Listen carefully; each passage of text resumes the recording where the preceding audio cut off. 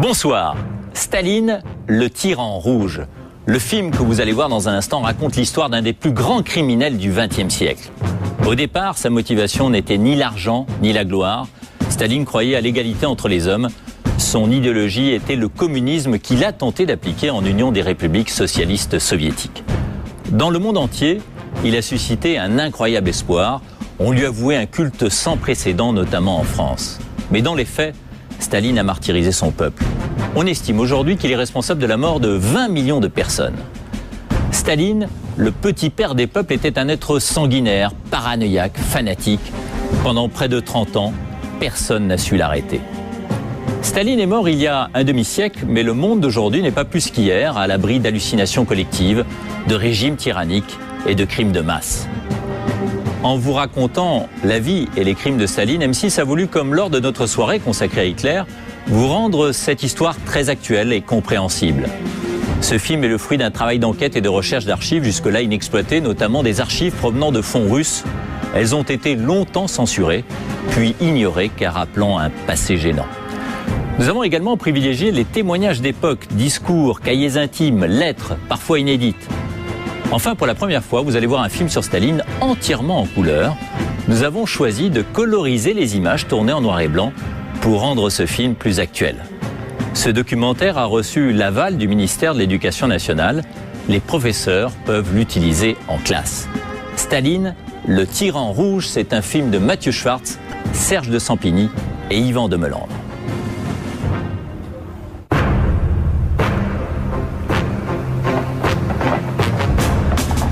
Été 1945. La fête de la victoire sur la place rouge à Moscou. Devant le palais du Kremlin et les dirigeants soviétiques, l'armée russe célèbre la victoire sur l'Allemagne nazie. Comme sous l'Empire romain, les soldats jettent les drapeaux des vaincus aux pieds du vainqueur. L'homme qui a battu Adolf Hitler, le généralissime Joseph Staline. Après 20 ans de pouvoir personnel, le maître de l'URSS est au sommet de sa gloire. Un poète écrit: Staline, tu es plus haut que les hauts espaces célestes, et seules tes pensées sont plus hautes que toi.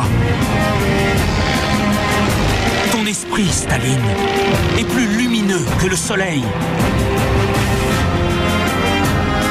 On l'appelle le petit père des peuples. Dans le monde entier, il incarne l'espoir d'une société plus juste. Il est l'idole de centaines de millions de personnes. En France aussi, on chante ses louanges. Oui, de tout notre cœur, nous proclamons notre amour ardent pour Staline et nous l'assurons de notre confiance inébranlable.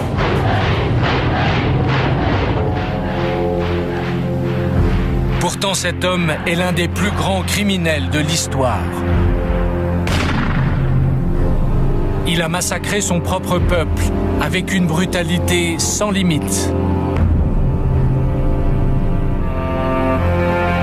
Nous anéantirons sans pitié quiconque menace par les faits ou même par la pensée l'unité de l'État. Il a créé le goulag et réduit en esclavage 18 millions de personnes. Il faut trancher les membres nuisibles du parti pour le préserver de la maladie et de l'infection.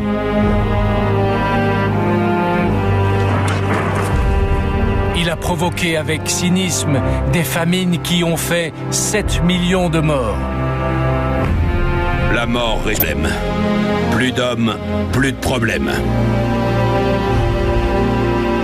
Il a sacrifié sa famille à son propre pouvoir. Un vrai bolchevique ne devrait pas avoir de famille. Nous allons vous raconter l'histoire incroyable de ce fils d'un petit artisan devenu l'un des personnages les plus puissants de la planète. Nous allons vous raconter comment cet homme, qui déclarait faire le bonheur de son peuple, est devenu, à force de mégalomanie et de fanatisme, l'un des dictateurs les plus sanglants que l'humanité ait connus.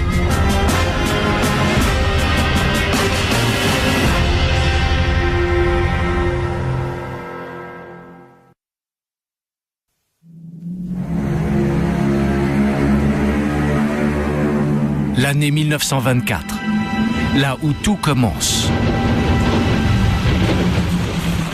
Nous sommes dans les environs de Moscou, en plein hiver russe. Lénine, le père de la révolution bolchevique, vient de mourir. C'est l'un des premiers films où apparaît Staline. Avec les responsables soviétiques, il porte le cercueil du chef. Staline a 46 ans. Il est secrétaire général du Parti communiste, un poste relativement effacé. Parmi ses camarades, personne n'imagine encore que c'est lui qui va succéder au grand Lénine. Il n'imagine pas que dans 10 ans, il les aura presque tous fait arrêter et exécuter. Parmi eux, personne n'a encore compris qui est vraiment Joseph Staline.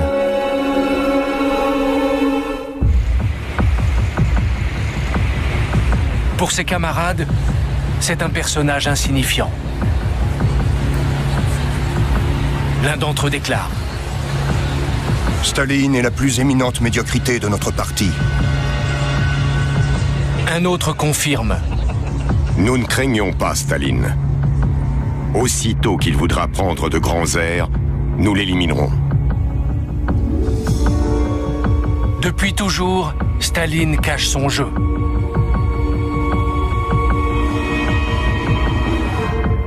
Son vrai nom est Yossif Djougashvili. Il est né en 1878, au temps des tsars. Un régime monarchique fondé sur l'inégalité et la soumission au souverain. Une enfance dans la misère. Un père alcoolique et violent. Éduqué par les moines orthodoxes, il a basculé très tôt dans la lutte contre le tsar et a pris le nom de Staline, l'homme d'acier.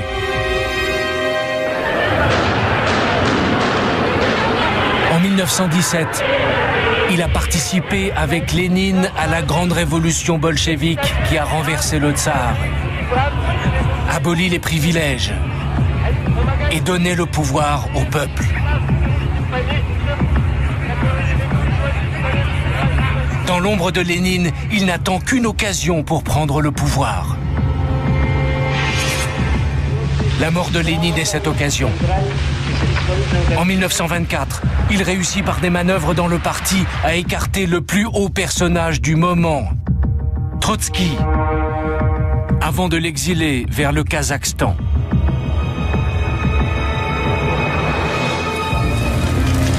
Personne ne l'a vu venir. Mais Staline, en quelques semaines, s'est emparé du pouvoir. Il ne le quittera plus. Il choisit de s'installer ici, dans la citadelle du Kremlin, l'ancien palais des tsars. C'est d'ici qu'il va diriger l'URSS, l'Union des républiques socialistes soviétiques, le plus grand pays de la planète. Avec quelques fidèles qui vont le suivre aveuglément pendant près de 30 ans. Il veut aller plus loin, beaucoup plus loin que Lénine. Il veut changer le cours de l'histoire et sa détermination est totale. Nous, les bolcheviks, nous sommes d'une race spéciale. L'élément personnel ne vaut pas un clou. N'en doutez pas, camarades. Je suis prêt à consacrer à la classe ouvrière toute ma force et chaque goutte de mon sang.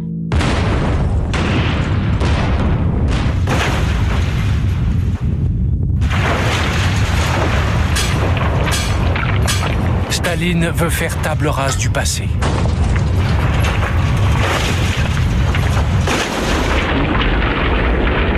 Il supprime brutalement les traces de la vieille Russie que la révolution avait épargnées. Il décrète que la religion est contraire aux intérêts du peuple.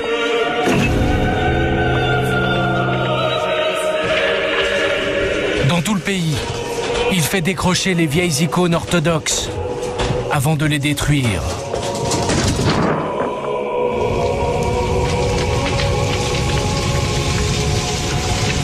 À la place de l'ordre ancien, il nourrit un projet radical. Réaliser le communisme. Une société idéale, heureuse et saine, sans aucun riche ni pauvre. Un monde où tout est mis en commun, où chacun a les mêmes chances à la naissance, où la santé et l'éducation sont accessibles à tous. Pour l'Union soviétique, il éprouve une ambition sans bornes.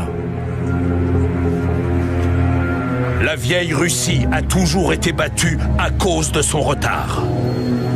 Ralentir le rythme signifie être à la traîne. Et les traînards seront battus. Nous, en Union soviétique, nous ne voulons plus être battus.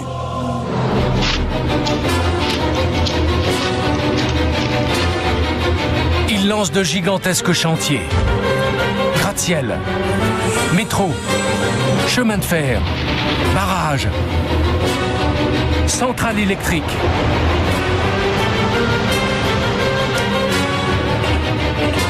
Il veut moderniser la Russie à marche forcée pour qu'elle devienne le paradis des travailleurs. Un monde où le chômage n'existe pas. Et où chaque ouvrier peut offrir une existence décente à sa famille.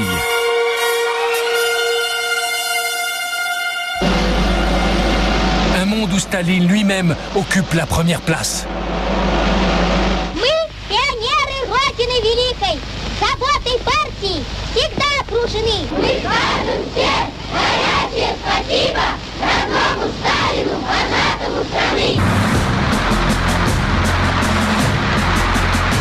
Staline est le guide éclairé des communistes.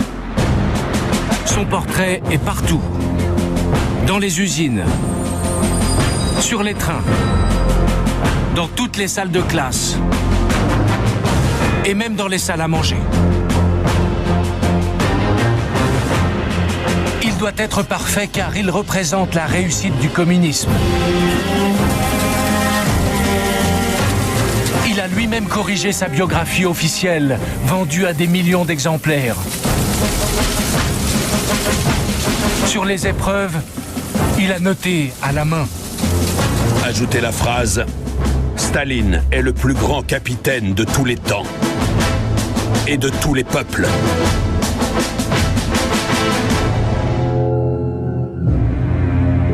En fait, le vrai Staline est plus banal. Il ne mesure qu'1,60 m, il porte des chaussures à semelles compensées. Souvent, il se tient sur une petite plaque de bois qui le grandit encore un peu. Regardez cette image exceptionnelle, c'est son vrai visage. Sa peau est grêlée car il a attrapé la variole à l'âge de 7 ans.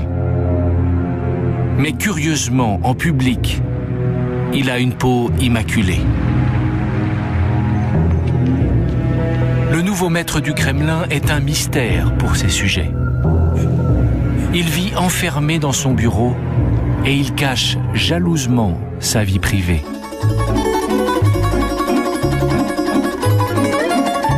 Voici les seules photos qui nous sont restées de sa femme, Nadia, une ancienne camarade de lutte, de 22 ans sa cadette.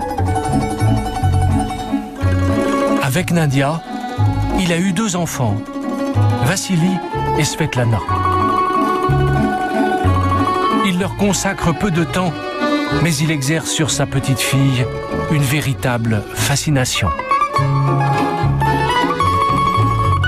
moment que papa m'aime, ça m'est égal que le monde entier me déteste.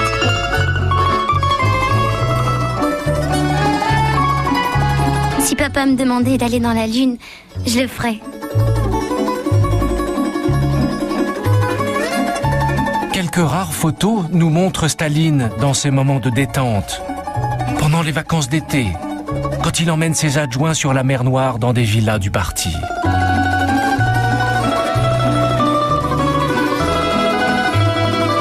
Ekaterina Vorochilov, la femme de l'un de ses lieutenants, se souvient. Staline aimait les expéditions dans la nature. Il nous emmenait en voiture et on s'installait à côté d'une rivière. On allumait un feu, on faisait griller de la viande en plaisantant et en chantant. C'était vraiment le bon temps.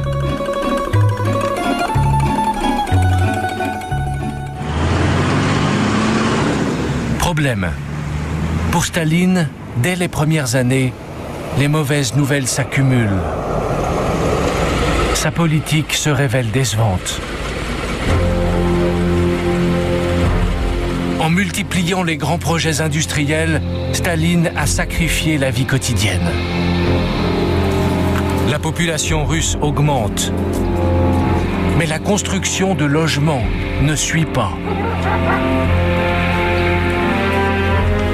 Des familles entières doivent emménager ensemble dans des appartements réquisitionnés et s'entasser dans de tout petits espaces.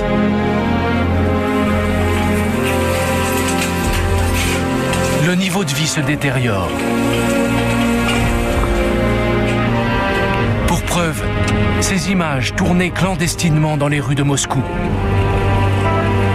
Elles constituent un des rares témoignages de la pauvreté au début des années 30. C'est cette riche anglaise, Lady Mountbatten, qui au cours d'un voyage a filmé avec sa caméra personnelle. Je vois partout des signes de malnutrition. On m'a raconté que ce vieil homme qui fouille dans les poubelles est un ancien aristocrate. Et que celui-ci était un professeur réputé à l'époque des tsars. Voici un petit garçon qui est tout seul et qui me demande de l'aide. Les vitrines des magasins sont presque vides. Surtout, les files d'attente sont interminables. Dans la queue, certains restent toute la journée à attendre, sans rien pouvoir acheter. En URSS, le rêve communiste est déjà en train de se fissurer.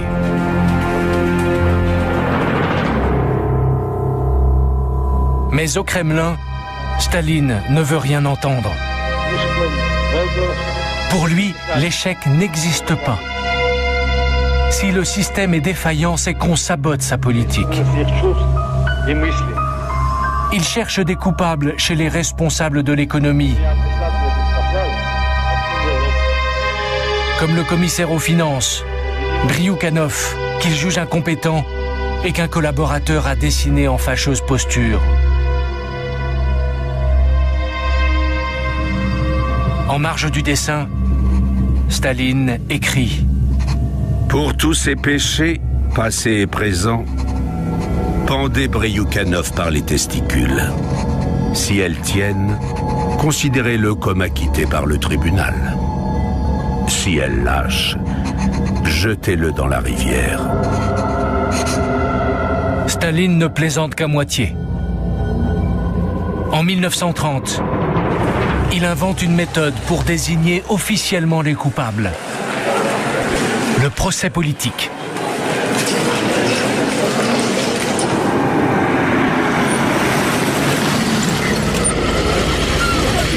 Les accusés sont des scientifiques, des ingénieurs, des hauts fonctionnaires. Ils sont tous compétents, mais Staline les accuse d'avoir saboté l'économie soviétique.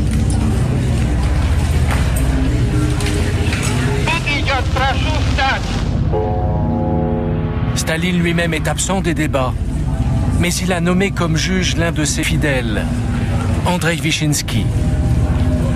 Il lui a fixé les peines à prononcer. La mort. Заседание специального присутствия Верховного суда Союза Советских Социалистических Республик объявляется открытым. Pour que le procès paraisse crédible aux yeux du public, il faut que les accusés avouent leurs fautes. Ils ont été torturés pendant des semaines et ils n'ont pas vraiment le choix.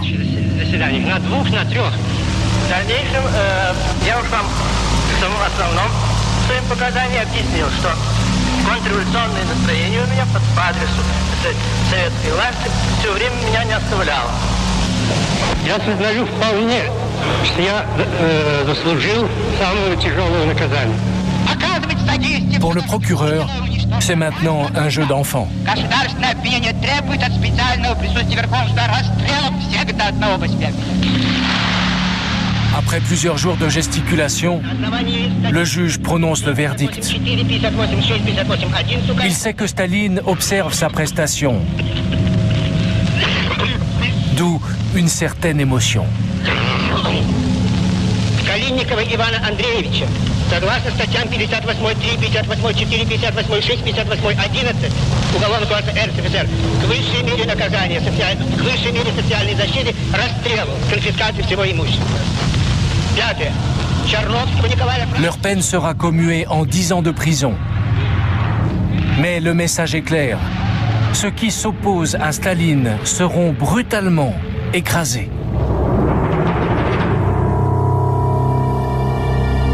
Avec ses proches aussi, Staline devient brutal. Ses relations avec son fils aîné, Yakov, né d'un premier mariage, sont glaciales. Il a récemment fait une tentative de suicide. Son père n'a montré aucune compassion. Dire qu'il n'a même pas pu viser juste. Je ne peux rien avoir en commun avec lui.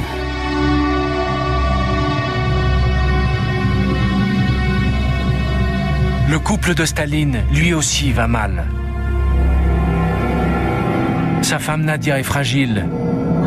Elle souffre d'être rabrouée en permanence par son mari. Au cours d'une dispute où Staline l'a insultée, elle s'emporte. Tu es un bourreau. Voilà ce que tu es. Tu tourmentes ton propre fils, ta femme, le peuple russe. Il est impossible de vivre avec toi. Après 14 ans de vie commune, Nadia est à bout de force.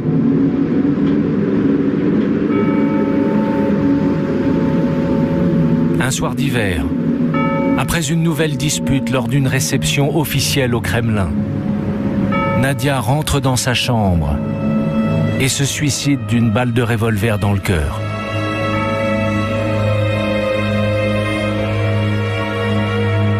La vérité restera cachée pendant 60 ans. On raconte aux Russes que Nadia est morte d'une crise d'appendicite. Car pour les dirigeants communistes, le suicide est une trahison.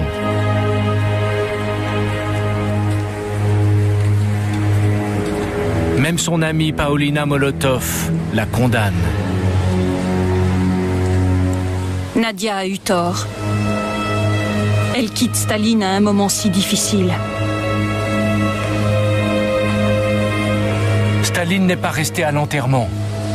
Il est anéanti. Oh Nadia. Nadia, comme nous avions besoin de toi, moi et les enfants. Elle m'a abandonné comme un ennemi. Elle a fait de moi un infirme. Elle a brisé ma vie.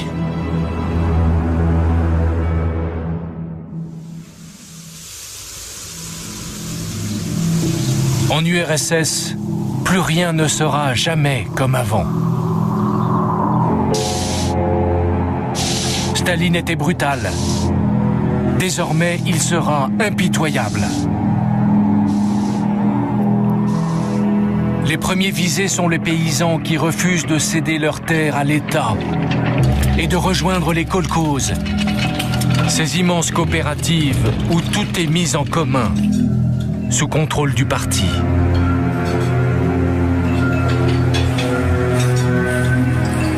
Contre eux, Staline envoie des policiers qui sillonnent la campagne et réquisitionnent les récoltes.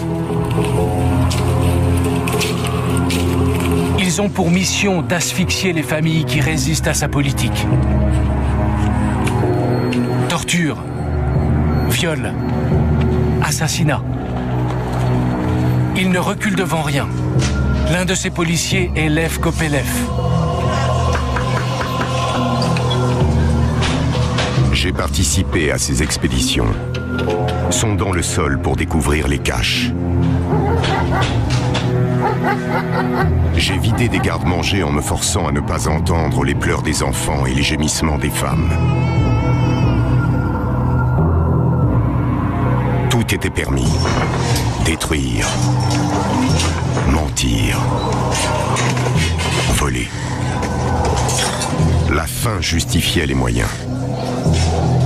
Notre but était le triomphe universel du communisme. « 1933, le résultat. Les réquisitions de Staline provoquent une tragédie en Ukraine. Cette région, l'une des plus riches d'Europe, a déjà été ravagée par la famine dans les années 20, sous Lénine. Mais cette fois, l'hécatombe va prendre des proportions inimaginables. Les paysans n'ont plus rien à manger. Un père écrit à son fils à Moscou. Mon cher fils, je t'écris pour t'apprendre que ta mère est morte. Elle est morte de faim après des mois de souffrance. Et moi-même, je n'en ai plus pour longtemps. Certains membres du parti sur place n'ont pas compris que cette famine est connue et même voulue par Staline. Ils protestent. Est-ce que le camarade Staline, est-ce qu'un membre quelconque du Politburo sait ce qui se passe en Ukraine? Sinon, je vais vous en donner une idée.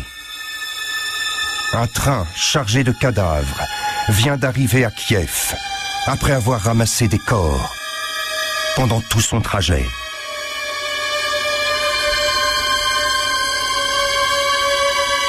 À Moscou, Staline a décidé d'en finir avec les Ukrainiens qui résistent encore à sa politique.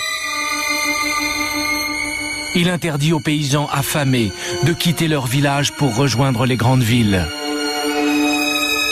En toute conscience, il condamne à la mort 5 millions de personnes, dont la moitié d'enfants. C'est l'un des plus grands massacres du siècle.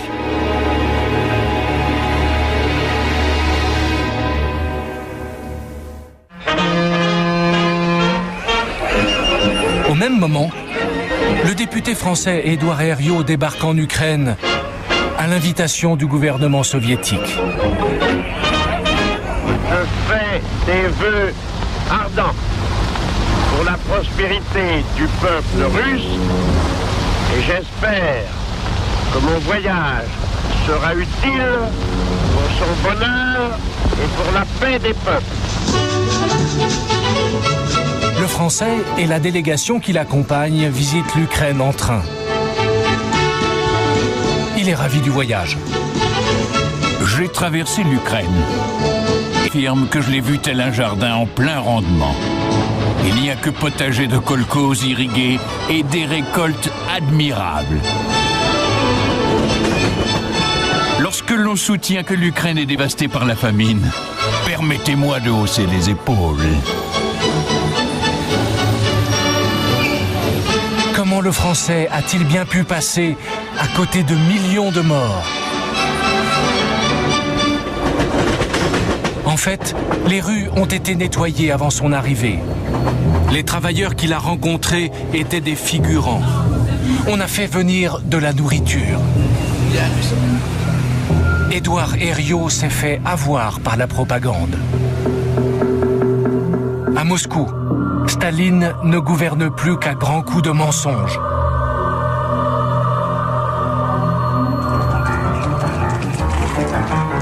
Il a confié une mission aux journalistes et aux cinéastes.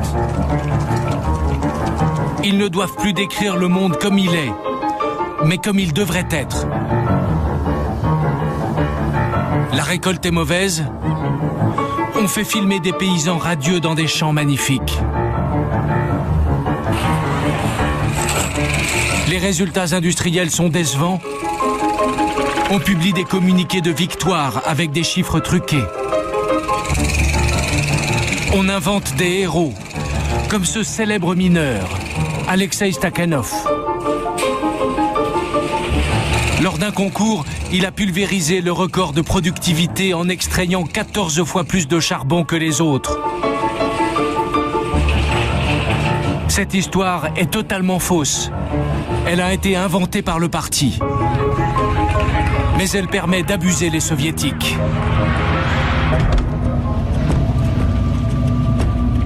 En fait, l'URSS n'est plus qu'un gigantesque État policier. Les agents de Staline sont partout. Ils contrôlent toute la société. Ils ont reçu un ordre terrifiant. Non seulement arrêter les suspects, mais aussi les déporter. Partout, des milliers d'hommes, de femmes et d'enfants sont regroupés et embarqués vers des destinations inconnues.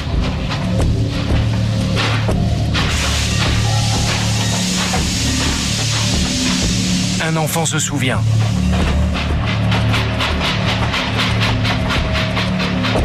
Combien de jours a duré le voyage?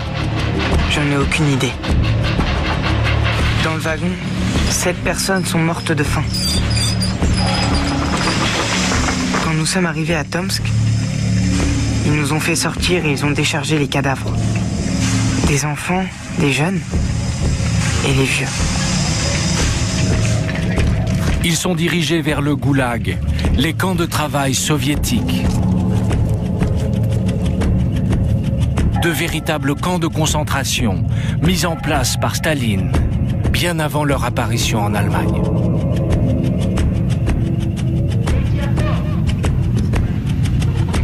Ce sont tous des ennemis de la Révolution, du moins officiellement. En réalité, de simples citoyens, des notables, des religieux qui n'ont rien à se reprocher, mais n'entrent pas dans le moule du régime. Ils sont mélangés aux prisonniers de droit commun. Dans le parti, on appelle ça la rééducation par le travail. Et on en est fier.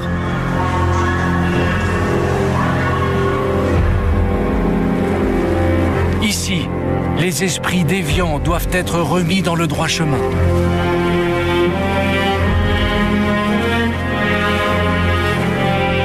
En fait, ces prisonniers sont transformés en esclaves.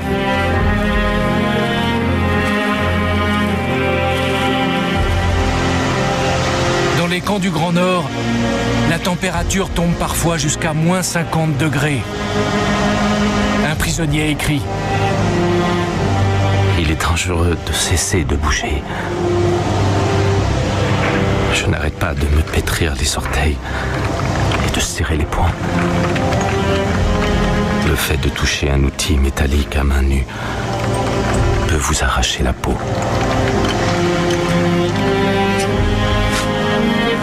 Mariaïov est à bout de force. C'est une prisonnière politique. Notre équipe est composée d'intellectuels. Mais parmi ces épouvantails, qui reconnaîtra les violonistes, les harpistes, les scientifiques? Nous sommes dans un état constant d'hébétude et d'abrutissement.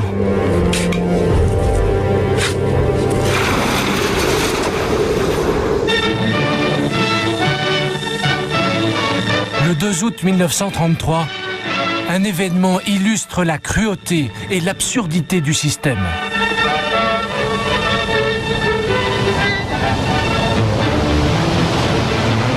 Ce jour-là, on inaugure le canal Staline.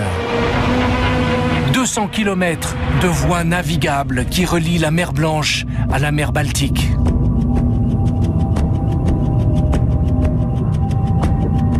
Avec de simples pioches, 300 000 prisonniers ont creusé ce canal.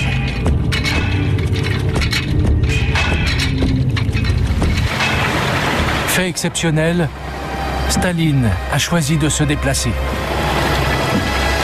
Il veut faire du canal qui porte son nom le symbole de sa réussite. En théorie, c'est un exploit technique. Le délai de construction du canal de Panama a été pulvérisé. En fait, c'est une nouvelle tragédie. 30 000 prisonniers, soit 1 sur 10, sont morts pendant le chantier. Et ils sont morts pour rien. Cela paraît difficile à croire, mais pour terminer dans les délais fixés par Staline, le canal n'a pas été creusé assez profond. La plupart des bateaux ne pourront jamais l'emprunter.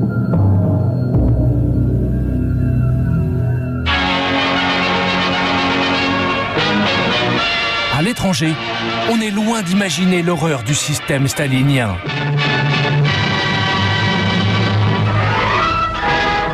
La plupart des médias occidentaux répercutent les mensonges de la propagande jusqu'au burlesque. Alors que partout se développe le goulag, voici comment les actualités françaises décrivent une ancienne prison du tsar en Sibérie.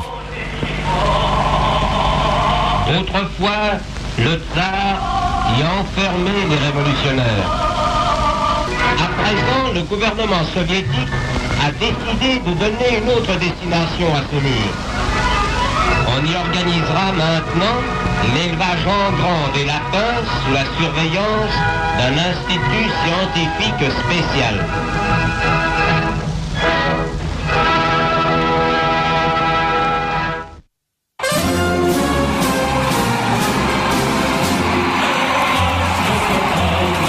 Intoxiqués par la propagande, chaque année, des délégations communistes venues du monde entier et notamment de France viennent saluer à Moscou le petit père des peuples.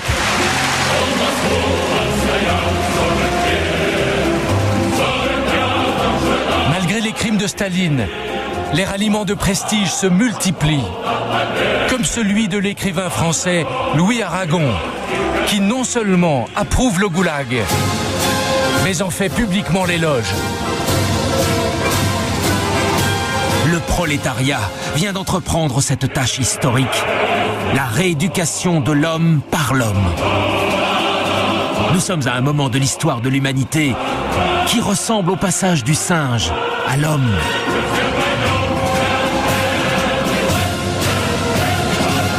Pour le parti bolchevique et son chef Staline, il pipi! Il pipi! Comment expliquer un tel aveuglement? Au congrès de 1935, à Moscou, le discours de Maurice Thorez, le chef du Parti communiste français, donne l'explication. Staline a rendu leur fierté aux ouvriers. Comprenez, camarades, pendant un moment, il arrivait que les ouvriers communistes ne sachent pas comment répondre dans les usines, ne sachent pas comment se défendre contre tels reproches ou telles accusations. Il était un moment où, en raison du sectarisme desséchant, ils n'avaient pas les moyens de répondre. Il n'y avait plus d'harmonie entre eux et la grande masse des ouvriers. Maintenant, ils sont fiers, ils parlent, ils répondent, ils donnent les arguments. On les considère dans les usines. On dit ceux-là sont les communistes, ceux-là sont ceux qui organisent le Front unique et le Front populaire.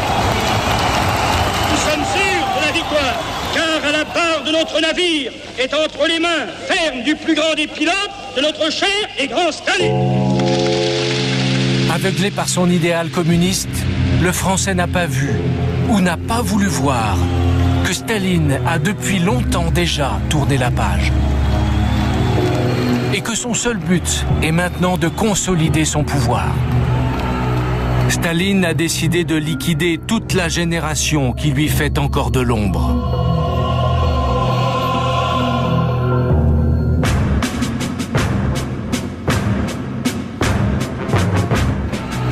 Staline a décidé de liquider toute la génération qui lui fait encore de l'ombre.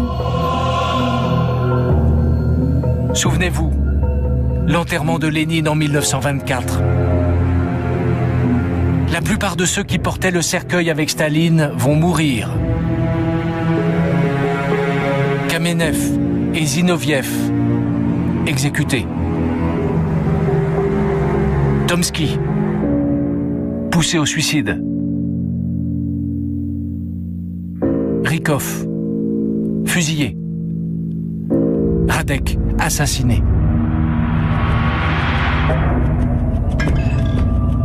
Staline éprouve un certain plaisir à martyriser ses proches. Choisir sa victime.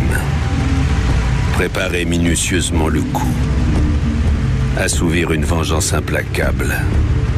Et ensuite aller se coucher. Il n'y a rien de plus doux au monde. En 1938, il s'attaque à son plus proche compagnon de lutte, son cher Boukharine. C'est un ami de 15 ans, mais il a osé le contredire plusieurs fois. À ses yeux, il est devenu un ennemi. Pour préparer la chute de cette grande figure du régime, il lance le rouleau compresseur de la propagande. Dans tout le pays, on conditionne l'opinion.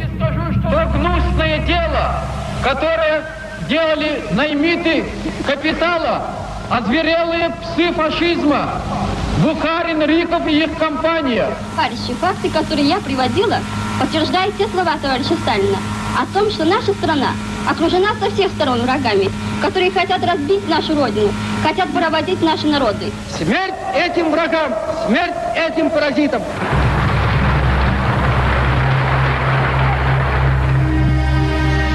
Pendant ce temps, à la Loubianka, le siège de la police secrète, Boukharine est torturé.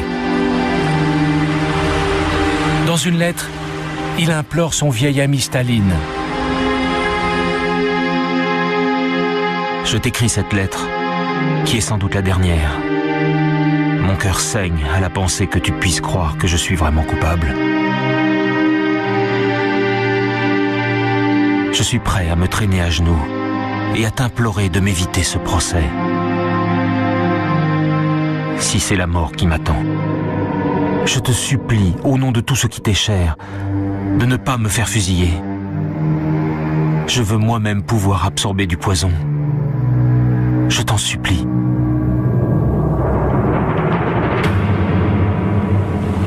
C'est bien la mort qui attend Boukharine. Le 2 mars 1938, dans une salle remplie de membres de la police politique, son procès commence. C'est une formalité.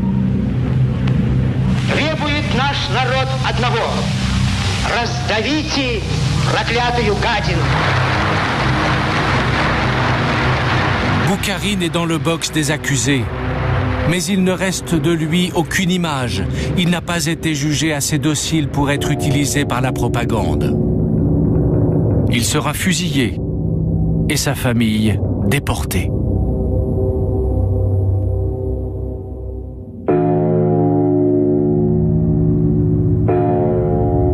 Les purges s'étendent maintenant à toutes les familles d'Union soviétique, sans distinction. Staline voit des ennemis partout. Il est devenu totalement paranoïaque.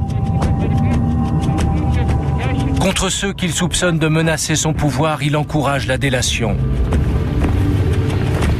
Dans chaque village, on doit être prêt à dénoncer son voisin. Et même ses propres parents. Un jeune garçon accuse. Comme pionnier, je suis obligé de vous le dire. mon père a agi de manière contre-révolutionnaire. Et je vous demande, non comme fils, mais comme pionnier, de juger sévèrement la responsabilité de mon père.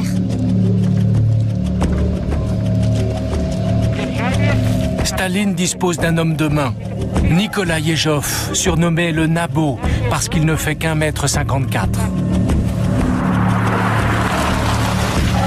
C'est le chef de la police secrète. Je suis peut-être court de stature, mais mes mains sont fortes. Ce sont les mains de Staline. Nous lançons une attaque de grande ampleur contre l'ennemi. Il y aura des victimes innocentes. Quand on abat les forêts, les copeaux volent. Staline lui a fixé des quotas d'exécution. Pour preuve, ce terrible document. Sur la première ligne, le nom des républiques de l'URSS. Voici l'Azerbaïdjan. Puis, 3 colonnes de chiffres. Une pour les exécutions, une pour les déportations et une dernière pour le total. Il n'y a aucun nom. C'est aux responsables du parti de trouver les victimes pour remplir les quotas.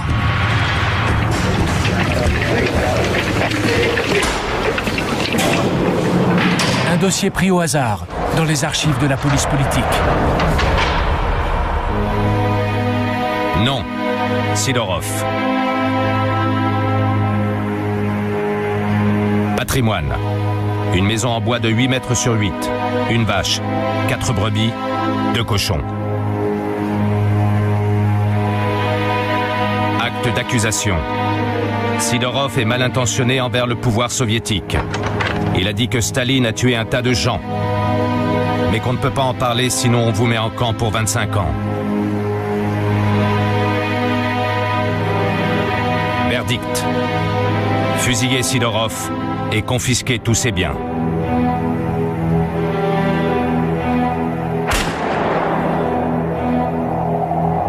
On l'appelle la Grande Terreur.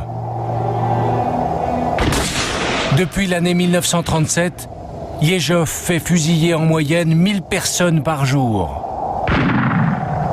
Frapper, exterminer sans trier. Mieux vaut aller trop loin que pas assez.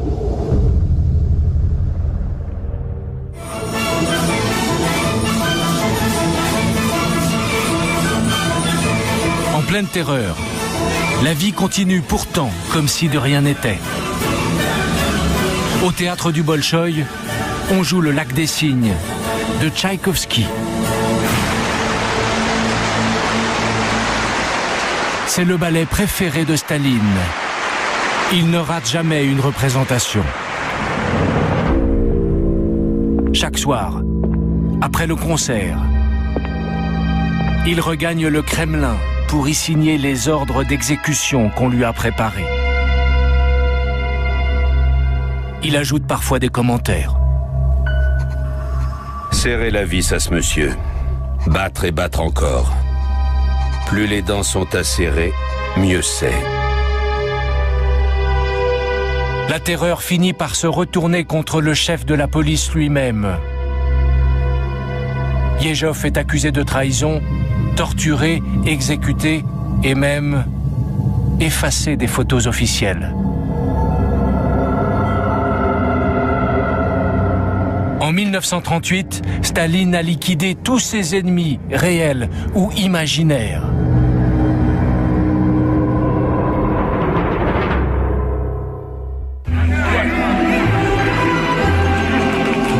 Il les a peu à peu remplacés par une nouvelle génération de militants qui lui doivent tout. C'est la nomenclatura. Les hommes nouveaux dont rêvait Staline et sur lesquels il peut compter.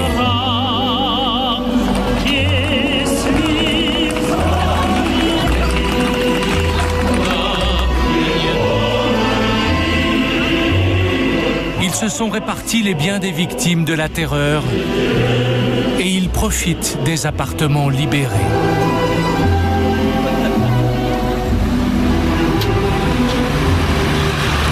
Le 17 mars 1938, 4 jours après la fin du procès Boukharine, nombreux sont ceux qui se rendent en famille à l'aérodrome de Moscou.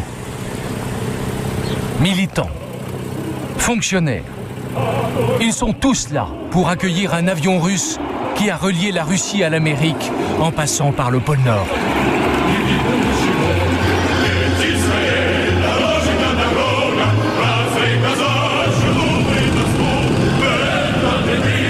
L'accueil du pilote Chkalov, ici au centre, est un événement. Staline a décidé de faire de lui un nouveau héros soviétique.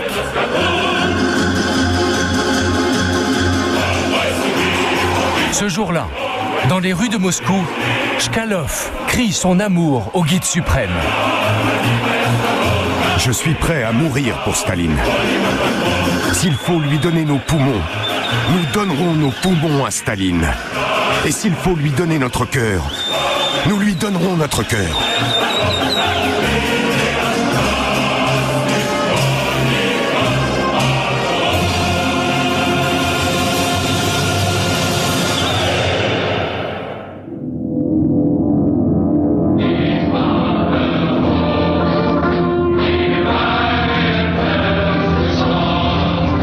Staline est loin d'imaginer qu'une menace venue de l'Ouest va bientôt faire vaciller son régime.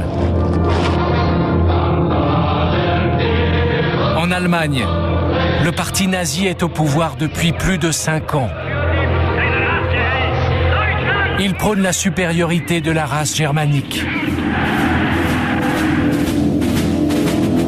À sa tête, le chancelier Adolf Hitler a, comme Staline, établi un régime dictatorial.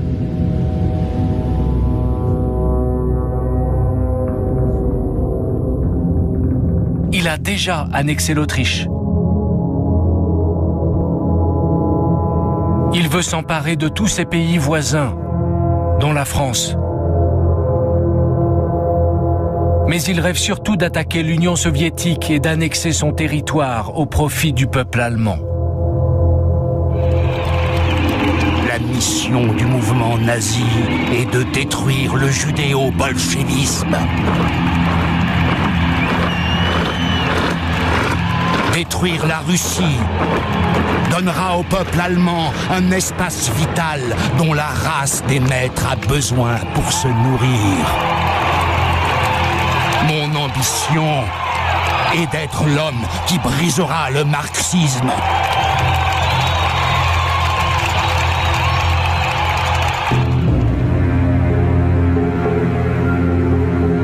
Staline finit par réaliser la menace. Mais trop tard. L'URSS n'est pas prête pour un conflit. Son armement est dépassé. Son état-major décimé. Pendant la terreur, il a fait fusiller 20 000 officiers soviétiques. Des membres de l'état-major qui figuraient autour de lui sur ce film de 1934, il ne reste plus que quelques généraux dépassés qui ne comprennent rien à la guerre moderne. Comme le fringant Boudioni. Vous ne me ferez pas changer d'avis. Dès que la guerre éclatera, tout le monde criera « Faites charger la cavalerie !» Pour rattraper le retard, Staline a besoin de temps. En août 1939, il parvient à s'entendre in extremis avec Ribbentrop, l'envoyé d'Hitler à Moscou. Les deux géants signent un pacte de non-agression, quelques jours seulement avant le déclenchement de la guerre mondiale. Un accord contre nature, avec beaucoup d'arrière-pensée, mais qui donne un répit à Staline. Tout cela n'est qu'un jeu. À qui mettra l'autre dans sa manche.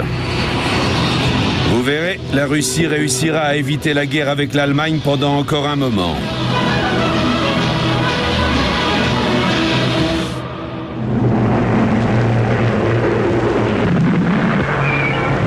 semaine plus tard, 1er septembre 1939. L'armée allemande attaque la Pologne. C'est le début de la Seconde Guerre mondiale.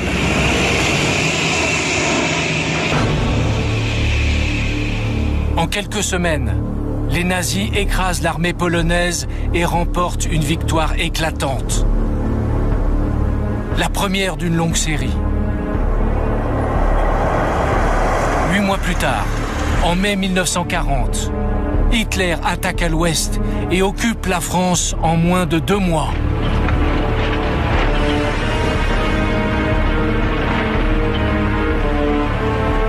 Dans la moitié de l'Europe, il fait appliquer sa loi. Occupation militaire, persécution raciale et répression politique.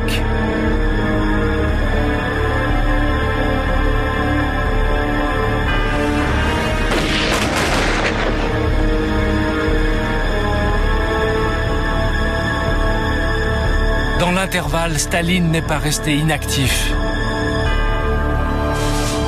À la faveur du pacte signé avec Hitler, il s'est approprié de nouveaux territoires.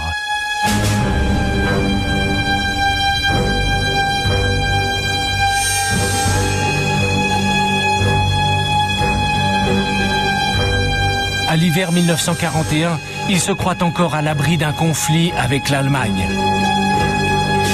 Mais cette fois, il se trompe.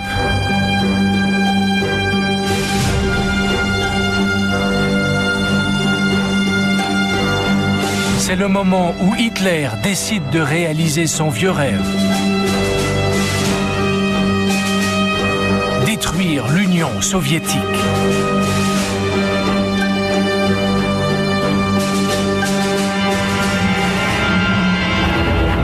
C'est le plan Barbarossa, l'une des plus grandes opérations militaires de l'histoire. Hitler prévoit de submerger l'armée soviétique et d'atteindre Moscou en quelques semaines seulement.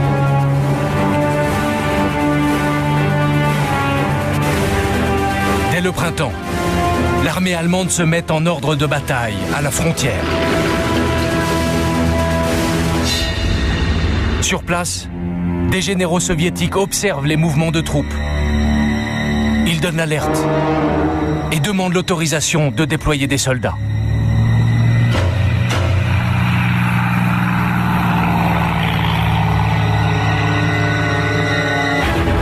Mais au Kremlin, Staline, toujours aussi paranoïaque, redoute un piège.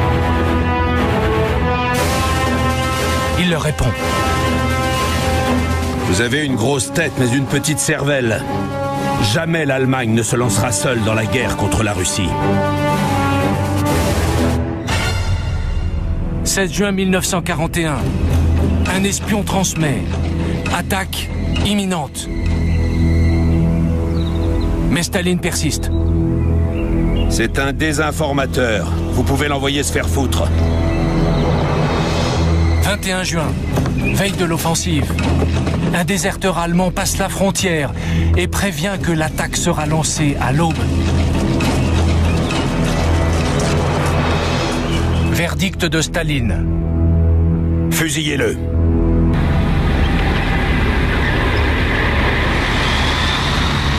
« 22 juin 1941, l'invasion commence. «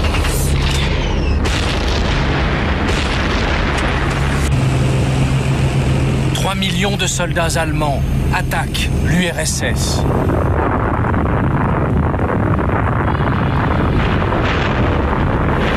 Dès les premières heures, ils détruisent 1 millier d'avions au sol.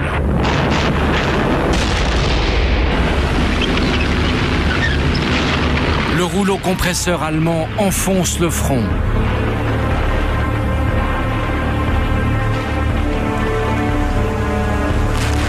Dans un village, une femme est prise au piège.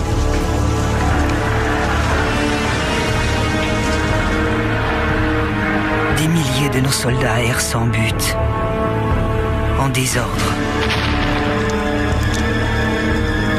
Nos dirigeants s'en vont. On nous abandonne à la mort.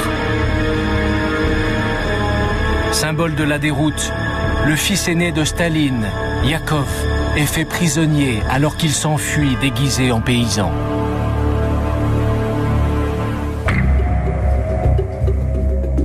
À l'arrière, la Russie est sous le choc.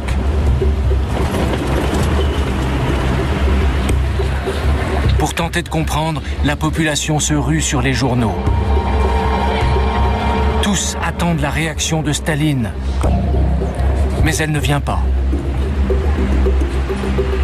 Les moscovites, comme le jeune Guéna, essayent d'en savoir plus. On est rivés à la radio. On attend le discours de Staline. On a besoin d'entendre sa voix. Mais il reste muet. C'est Molotov, son adjoint, qui parle. Tout le monde écoute. On nous dit que c'est la guerre. Mais où est Staline? Staline est retranché derrière les murs du Kremlin. Il est anéanti. Tout est perdu. Lénine avait fondé notre État et nous avons tout foutu en l'air. Il nous avait laissé un héritage fantastique. Et on l'a bousillé. Par ses erreurs répétées, Staline est personnellement responsable du désastre. Mais il ne veut pas l'admettre. Comme à son habitude, il cherche des coupables. Ces milliers de soldats qui se rendent sont considérés comme des traîtres. Leurs familles seront déportées. Contre les déserteurs, il envoie sur le front des unités spéciales chargées de surveiller les soldats et il leur donne des ordres explicites.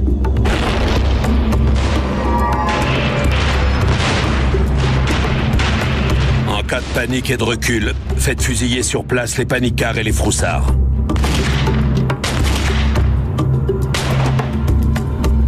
En quelques semaines, Staline enchaîne les mauvaises décisions.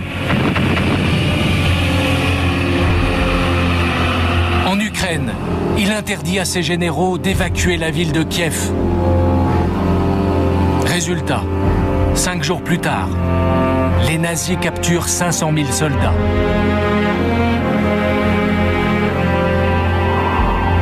C'est la plus grosse prise jamais réalisée par une armée.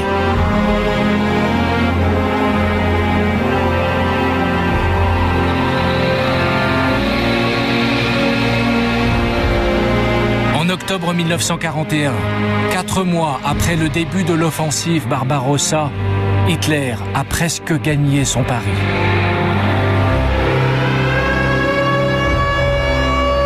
L'armée allemande n'est plus qu'à quelques kilomètres de Moscou. La capitale est bombardée tous les jours. La population se réfugie dans le métro. L'écrivain Viktor Kravchenko note dans son journal: Moscou donne l'impression d'agoniser. La panique règne et il circule les bruits les plus incroyables.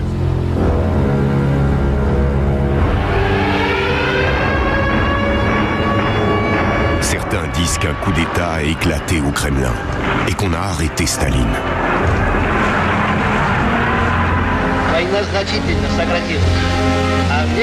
En fait, Staline s'est lui aussi réfugié dans le métro. C'est ici, alors que tous ses fidèles le pressent d'évacuer la capitale, qu'il prend une décision qui va tout changer.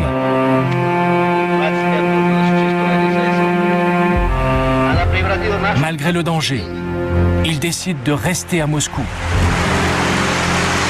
Dans quelques heures, il s'adressera à ses soldats.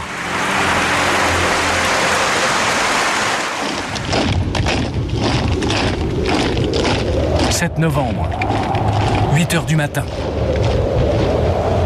Des régiments rejoignent la place Rouge, en pleine tempête de neige, à l'appel de Staline.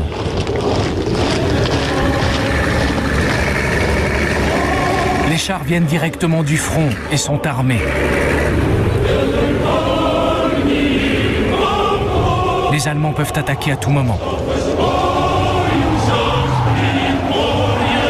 Mais le discours de Staline galvanise les troupes.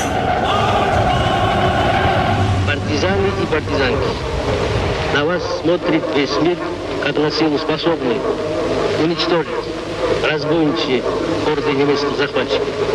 Смерть немецким оккупантам! Да здравствует наша славная Родина, ее свобода, ее независимость. Под знаменем Ленина вперед к победе! En quelques jours, l'armée soviétique parvient à stabiliser le front devant Moscou.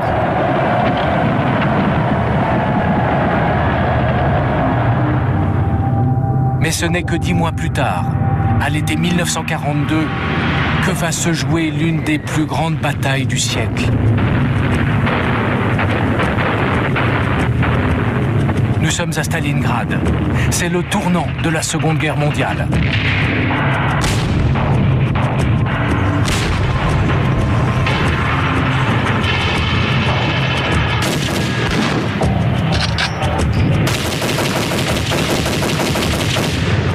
Les Allemands, qui n'ont pas réussi à faire tomber Moscou, veulent conquérir ce point de passage vers le pétrole de la mer Caspienne.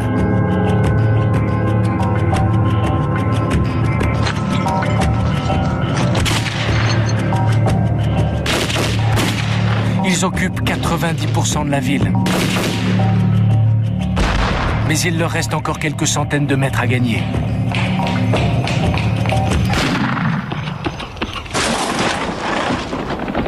En face, les Soviétiques leur opposent une résistance acharnée.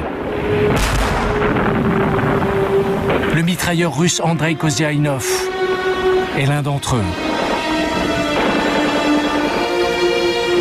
On entend les pas et le souffle des soldats allemands. Je ne peux pas les voir à cause de la fumée. On tire au jugé. À l'oreille.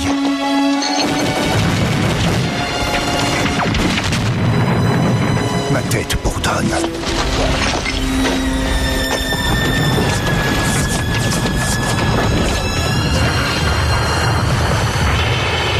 Au total, 2 millions d'hommes vont mourir à Stalingrad. Pour la première fois depuis le début de la guerre, Staline sagement a décidé de ne pas intervenir lui-même et de laisser faire son chef d'état-major, le général Zhukov.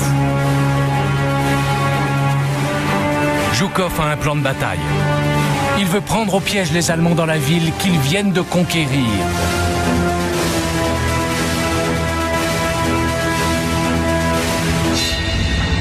« 19 novembre 1942.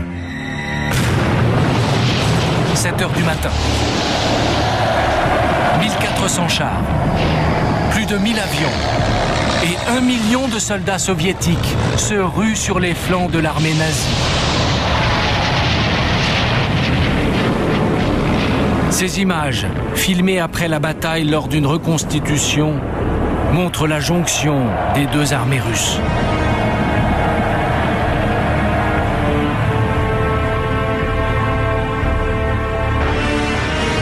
Quelques semaines plus tard, 300 000 soldats allemands encerclés, mal équipés et affamés finissent par se rendre avec leur chef,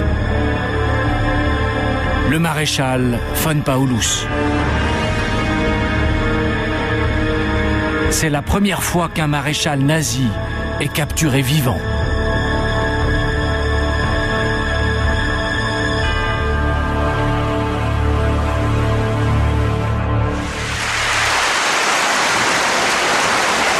Pour Staline, c'est un miracle. Aux yeux du monde, c'est lui qui, le premier, a fait plier Adolf Hitler. Et c'est lui qui va lancer pendant les 2 prochaines années la contre-offensive héroïque des soldats russes contre l'Allemagne.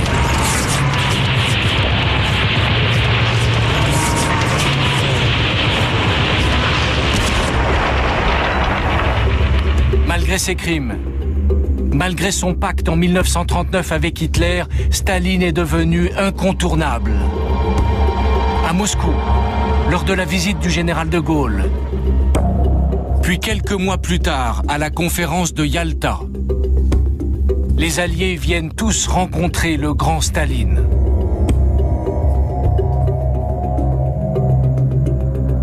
Le Britannique Churchill porte un toast. La vie de Staline est ce qu'il y a de plus précieux pour chacun d'entre nous.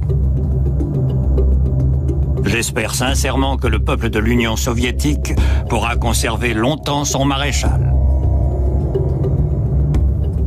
Churchill sait que depuis la victoire de Stalingrad, l'URSS est en train de devenir une superpuissance.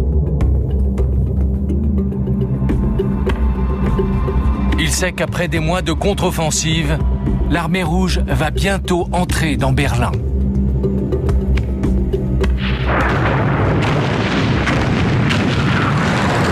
Nous sommes au printemps 1945. Ces armes terrifiantes, les orgues de Staline, pilonnent la capitale allemande.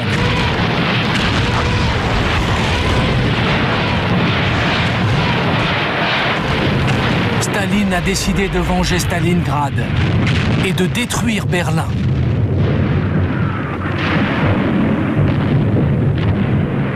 Devant une telle puissance de feu, l'Allemagne finit par capituler le 8 mai 1945.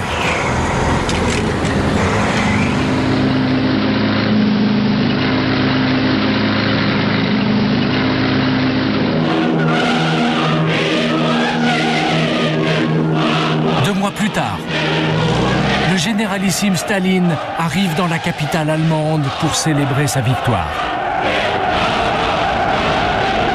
Dans ce célèbre film de propagande, on accueille le vainqueur de Hitler comme un messie.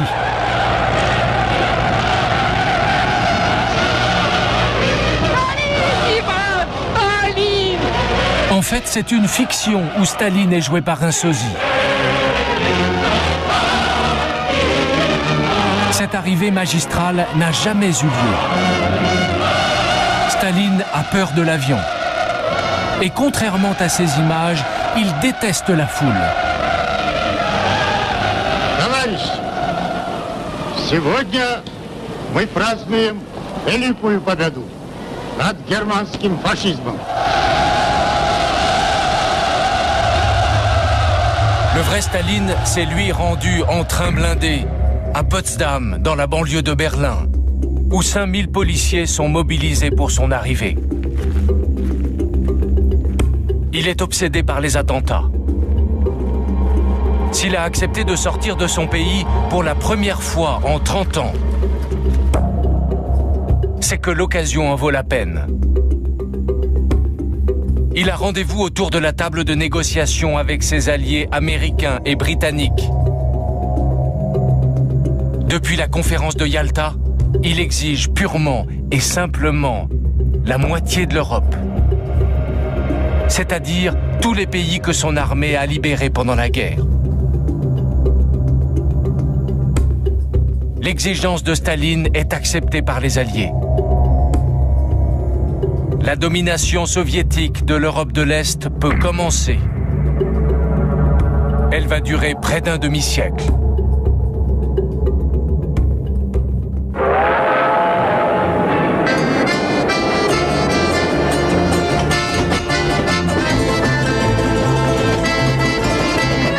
Pour le peuple russe, le prix de la victoire est exorbitant. Le conflit a anéanti 70 000 villages et tué 26 millions de personnes.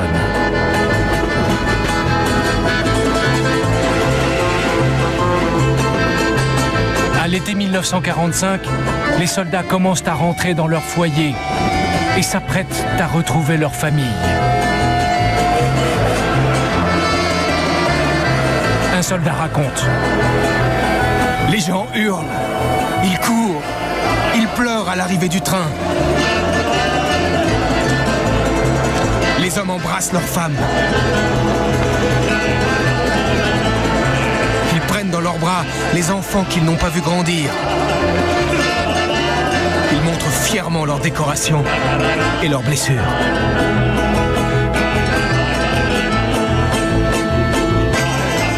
Après tant de souffrances, tous aspirent à la tranquillité. Pour eux, les crimes de Staline ne sont plus que de vieux souvenirs. Ils ont tort.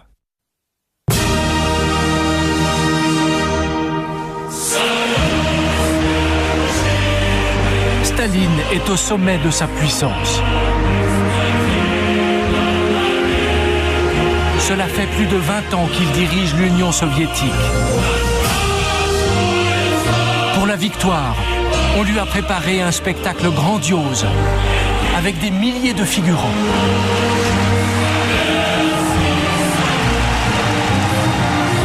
Même le général américain Eisenhower a fait le déplacement.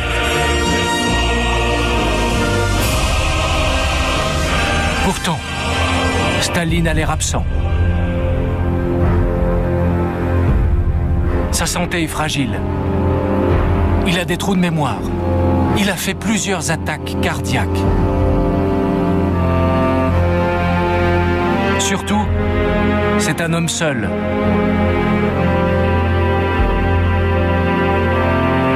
Pendant la guerre, il a perdu son fils Yakov, prisonnier des Allemands.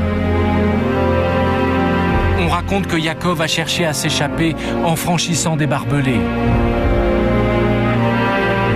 Staline avait refusé de l'échanger contre le maréchal von Paulus, comme le proposait Hitler. Si j'avais échangé Yakov, qu'auraient dit les millions de pères de famille du parti dont les enfants étaient eux aussi prisonniers? Si j'avais fait ça, j'aurais cessé d'être Staline. Sa vie privée est un désastre. Il ne voit presque plus son deuxième fils, l'aviateur Vassili, qui est devenu alcoolique et qui continue pourtant de survoler la place rouge aux commandes de son avion.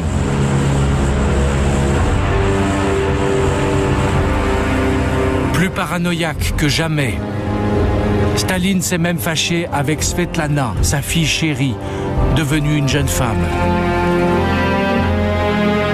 Il ne comprend pas son besoin de s'amuser. Il n'accepte pas ses aventures sentimentales, celles notamment avec le réalisateur juif Alexei Kapler, qu'il a envoyé au goulag. Il n'accepte pas non plus son mariage avec Grégory Morozov, juif, lui aussi. Avec les années, le vainqueur de Hitler est devenu antisémite. Toute la génération précédente a été contaminée par le sionisme. Et maintenant, ils sont en train d'enrégimenter la jeunesse. Dès la fin de la guerre, Staline a relancé les purges au gré de ses humeurs et de sa folie. Avec 2 millions de prisonniers, dont un grand nombre de juifs, jamais le goulag n'a été aussi rempli.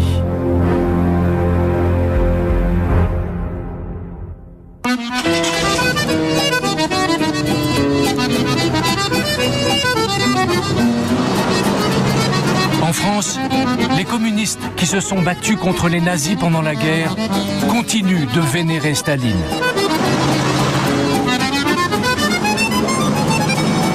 En 1949, il fête son 70e anniversaire. De partout, on envoie des cadeaux au Kremlin, comme le raconte des trémolos dans la voix le poète Paul Éluard.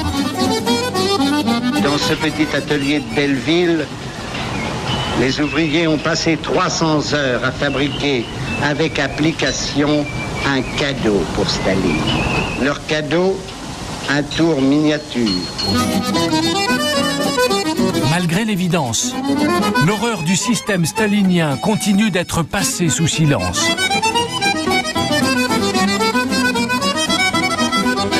Nous n'avons pas oublié ce que nous avons subi pendant l'occupation nazie. Il faut comprendre qu'un de nos camarades a été interné, Le fils d'un autre est tombé dans la lutte clandestine. La femme et la fille de notre directeur ont été déportées. Sans la victoire de Stalingrad, notre village Grigny serait toujours occupé par les nazis, comme toute la France, comme toute l'Europe. Aussi, nous tous, paysans de Grigny, nous souhaitons bon anniversaire et longue vie au généralissime Staline qui nous a libérés par sa victoire. Nous souhaitons longue vie au guide clairvoyant de la classe ouvrière, à Staline, l'homme de la paix. Pour son anniversaire, l'homme de la paix a convoqué à Moscou le gratin communiste international, notamment le chinois Mao Tse-tung. Mais c'est une petite fille de 12 ans qui tient la vedette. Elle s'appelle Natalia. C'est la fille de Poskrebitchev, le secrétaire de Staline. Elle a obtenu l'immense honneur de lire un poème au guide suprême.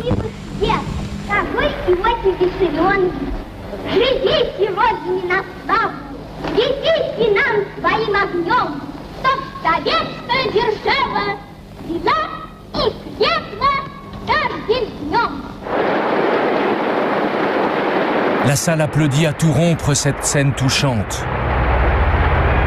Mais la petite fille ignore un détail cruel. Quelques années plus tôt, Staline a fait fusiller sa mère. À 70 ans, le petit père des peuples se sent plus que jamais indispensable. Que feriez-vous sans moi? Vous êtes aveugles. Des petits chats. Vous ne voyez pas l'ennemi. Le pays mourra parce que vous ne savez pas reconnaître l'ennemi.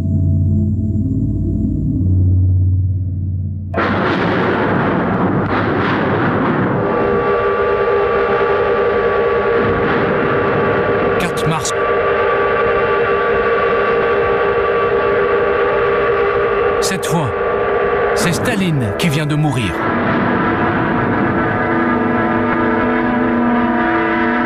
Aucun détail dans les journaux. On ne le saura que plus tard. Staline a agonisé seul dans sa chambre pendant 2 jours, sans personne pour le secourir. Pas même ses médecins, terrorisés à l'idée de prendre une mauvaise décision et d'être fusillé.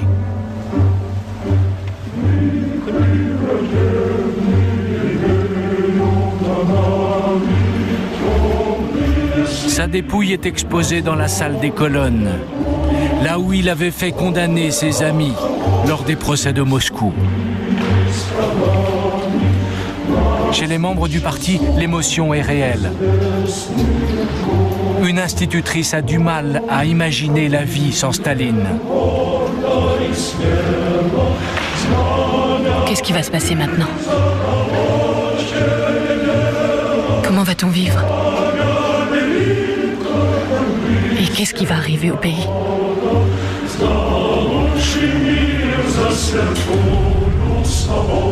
Sur la place rouge, les officiels récitent leur discours, comme d'habitude. Свой славный жизненный путь, наш учитель и вождь, величайший. Pourtant, malgré les consignes de deuil, loin des caméras, des milliers de victimes de Staline commencent secrètement à se réjouir. Au camp de Vorkuta, à l'extrême nord de la Russie, les déportés se sont mis à genoux en entendant la nouvelle. Que le diable emporte son âme. Grâce à Dieu, aujourd'hui, l'homme à la moustache est parti en enfer. Durant son règne, l'homme qui avait promis le paradis sur terre a provoqué la mort de 20 millions de personnes. Staline, le tyran rouge, c'est un film de Mathieu Schwartz, Serge de Sampigny et Yvan de Melandre. Ce qui rend ce film très actuel, c'est ce qu'il révèle de la capacité des hommes à croire aveuglément jusqu'à se cacher la réalité d'un régime, d'un système. Serge de Sampigny a rencontré d'anciens militants staliniens qui sont restés communistes. Perpignan, dans le sud de la France. Des anciens résistants communistes se sont donné rendez-vous dans une salle de réunion. Et de retrouver l'événement. Alors là, on n'est pas sorti. Ce jour-là, on fête un anniversaire. L'anniversaire de Francis Santis, 70 ans de militantisme. C'est l'une des figures les plus attachantes du parti. On n'a pas l'habitude d'offrir des fleurs à un homme. Pourquoi non? Mais non, mais c'est pas pour toi. C'est pour ta femme. Mais il y a plusieurs générations. Une longue histoire. L'engagement de Francis remonte aux années 30, juste avant le déclenchement de la Seconde Guerre mondiale. À l'âge de 15 ans, Francis rejoignait les jeunesses communistes, comme en témoigne cette photo prise en 1938, en pleine guerre civile espagnole. Votre rêve à l'époque, c'était quoi? Je dirais honnêtement, oui, c'était la révolution. Bon, on voulait changer la société, on était parti pour... On voulait... et c'était surtout la lutte contre le fascisme, c'était menaçant. Certains de mes camarades, malheureusement, ont donné leur vie. On l'appelle le parti des fusillés. Pendant l'occupation, dans les maquis, des milliers de communistes ont été tués par l'occupant nazi. Malgré une blessure grave, Francis a survécu. Mais il a perdu beaucoup de ses camarades. Il y a Odette. Sa sœur est morte à Ravensbrück et sa mère aussi, arrêtée et déportée. Marcel Leblanc, sa sœur Rosette, 25 ans aussi, morte à Auschwitz. J'avais Gisbert qui a été déporté également. 70 ans plus tard, Francis et ses amis conservent une foi intacte dans les idéaux communistes. Lutte contre le capitalisme et justice sociale. Pourtant, lorsqu'ils se sont engagés, c'est Staline qui dirigeait l'URSS. Surprise, à la réunion ce jour-là, un ami de Francis, ancien résistant communiste lui aussi, réaffirme devant nous son admiration pour le dictateur. En URSS, celui qui dirige le pays à cette époque-là, c'est Staline, oui. Et il dirige de manière tyrannique. Non. Et en causant pas mal de victimes, quand même, on le sait aujourd'hui. Vous ne savez pas, à l'époque de la guerre, on était à l'époque de la guerre. Alors là, sur Staline, je garde toujours la même fidélité à Staline. Ce que les historiens qui étudient la période reprochent à Staline, c'est d'avoir... Quels historiens? C'est d'avoir commis... Quels historiens? C'est d'avoir commis beaucoup, d'avoir décidé, ordonné beaucoup d'exécutions, d'avoir provoqué des famines et d'avoir mis beaucoup de gens en prison. Bon, vous pensez que c'est faux? La Révolution française, elle n'a pas été faite par des enfants de cœur. Mais nous prévalons des idées de la Révolution française, quand même. Le rôle de Staline a été positif. Absolument positif. En quoi? Dans tous les domaines. C'est-à-dire? Dans tous les domaines. Comme homme d'État. Comme homme d'État. Staline, homme d'État, aurait donc joué un rôle positif malgré ses crimes. Cette opinion est aujourd'hui ultra minoritaire chez les militants de l'époque, depuis que le parti a condamné le stalinisme dans les années 70. Pour Francis, en désaccord avec son ami, la révélation des crimes de Staline fut un traumatisme. Quand on l'a appris, on a été choqués, on a eu du mal à le croire. Personnellement, moi j'ai eu du mal à le croire. Bon, et puis on a été placés devant les faits. Et ces faits, nous ne pouvons pas les accepter. Et nous les avons condamnés en tant que parti. Je veux dire, il y a eu des réticences, y compris au sein du parti, pour condamner ces choses-là. Il y a eu des débats, des discussions, des faux fuyants, c'est vrai. Mais on les a condamnés très nettement. Comment des milliers de communistes, notamment français, se sont-ils laissés abuser si longtemps par Staline? Pour tenter de comprendre, nous nous rendons chez Francis. Il nous reçoit dans sa maison, avec son fils, communiste lui aussi. Nous voulons lui montrer les archives que nous avons réunies sur Staline, notamment les films de 1938, l'année de son engagement communiste.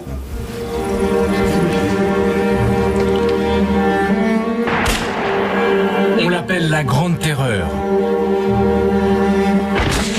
Depuis l'année 1937, Yezhov fait fusiller en moyenne 1000 personnes par jour. Frapper, exterminer sans trier. Mieux vaut aller trop loin que pas assez. Est-ce que vous étiez au courant de ça? Non, pas du tout. On n'avait aucune idée de ce que vous venez de montrer. Rien n'apparaissait comme étant faisant état de ces choses-là. Nous étions au courant des procès qui ont eu lieu. On le savait, c'était diffusé, nous le connaissions. Требует наш народ одного. Раздавите проклятую гадину. C'était présenté comme étant des ennemis de la révolution, etc. Ça, je l'ai su depuis. Ce que vous me montrez, je l'ai connu depuis, je veux dire. Et ça m'a beaucoup frappé, ça m'a beaucoup touché. Parce que je n'aurais jamais pensé qu'on puisse en arriver là. Le stalinisme, c'est vraiment, je dirais, antinomique avec sa pratique syndicale et politique, telle que je la connais, quoi. Vous voulez dire c'est le contraire de vous-même, hein? Oui, c'est le contraire de ce que nous voulons, de ce à quoi nous espérions à l'époque, ce que nous souhaitions. Voilà, ça fait mal. Staline aurait donc trahi les idéaux du communisme, et par là même, les militants. Aujourd'hui, ce sont les valeurs de la résistance qui aident Francis à rester fidèle à son engagement de jeunesse, ainsi que l'exemple des amis qui sont morts pendant l'occupation. Nous comme. De ses rêves d'adolescent, il ne regrette rien. Vous restez fidèle à votre engagement? Je reste fidèle à mes idées, à mes convictions, quand vous aviez 15 ans, à l'idéal qui m'a animé de tout jeune. Je continue à 84 ans à y croire encore. Voilà. Malgré les dérives, malgré les erreurs, malgré les erreurs, malgré tout ce que nous avons discuté. Moi, je rêve d'une société où les gens seraient heureux, pourraient travailler, mettraient en commun toute leur science, leur savoir, leur volonté, quel qu'il soit, et vivraient en bonne harmonie. Sans exploitation, chacun en apportant à la société tout ce qu'il peut, en retirant ce dont il a besoin. C'est un peu ça d'ailleurs les définitions du communisme. Voilà. Partagés entre remords et fierté, les vétérans du parti n'en ont pas fini de s'interroger sur une idéologie qui a suscité l'espoir chez des millions de personnes et provoqué le malheur de millions d'autres. Voilà, j'espère que cette soirée vous a aidé à mieux comprendre cette période tragique de l'histoire du XXe siècle. Pour préparer cette émission, nous avons reçu les conseils de l'historien Nicolas Werth, qui vient de publier aux éditions Duchesne Les années Staline. Rédaction en chef de cette émission, Jean-Marie Tricot. Direction de l'information, Jérôme Bureau et Thomas Reboulot. Bonne soirée sur M6.